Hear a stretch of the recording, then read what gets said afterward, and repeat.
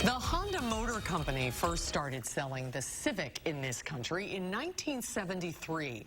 It transformed the auto industry in the United States, and it's been a sales leader and top 10 pick ever since. Now, more than 4 decades later, and now in its 10th generation, the Civic is showing no signs of falling from grace. Let's check out the 2020 Honda Civic Hatchback as we go behind the wheel with Harvey Briggs.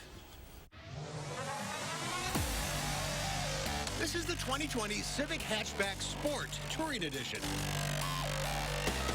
Harvey calls it the king of the small cars because this Japanese company and this car changed the face of the auto industry in America. It was kind of a revolution because then the only thing you could really get in small cars were things like Chevettes and Pintos and all that. And these guys came across and showed us how to make high-quality small cars. Civics have been on sale in this country for 46 years. And now in its 10th generation, the little Civic has, well, grown up a little. It's bigger than it used to be. Yeah, the original Civic was pretty darn small. I would have had real trouble getting in the back seat of that one. But this has a lot of room.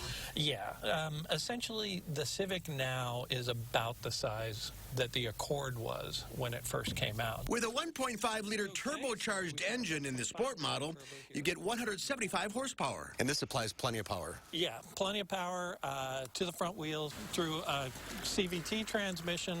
Not my favorite, but this one actually works pretty well. And good news for those who prefer 3-pedal driving. A manual transmission is standard on the Sport model. Also standard is what they call Honda Sensing. So Honda Sensing is forward collision warning, lane departure alert, the adaptive cruise control, and then they have another level you can add when you get into these higher packages as well. And this one even includes a right turn camera on the center console. So when you hit the turn indicator, the camera lights up and shows you if there's anything in your blind spot, just in case you don't want to check your mirror or turn your head. Speaking of head turns, some critics of this car think the styling is a tad overdone. And the challenge is to try to make these mainstream cars exciting. Toyota struggles with that too, and to make them interesting to drive. And for a while, I think their styling was a little bland. They didn't quite deliver the performance, but now you've got this. The styling certainly stands out, for better or worse. I've heard it described as the angry robot look. Angry robot face in the front, race car wannabe in the back. And this is style. Yeah, there's certainly a lot of angles and bits and pieces on it, and you know, you got this little wing back here to, you know, help move some air along. You've got this what they call a rear splitter to give it that sporty look and feel. There's also enough interior room and storage to compete with other compact cars and small SUVs. So if you're in the market for this size car, this would be right up there. Oh yeah, I still think this and Toyota are 1 and 2 in the category, but the others are not far behind. It's going to run forever. Hondas have traditionally been very reliable.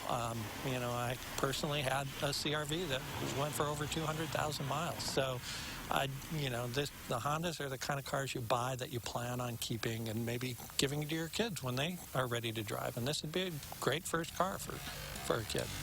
You want the angry robot? You got it. Your son's first car, Civic. Not like that, though. Oh, yeah, that's a fancy I like the styling on that car. I think it really looks sharp. Some people do, some people don't. A couple other notes. The hatchback starts out at $21,500. Our test car was the $28,000. The Civic also comes in a coupe, an SI coupe, a sedan, an SI sedan, and a Type R.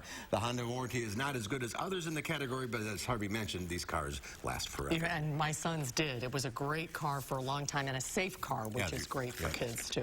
That's why it's been #1 for so long.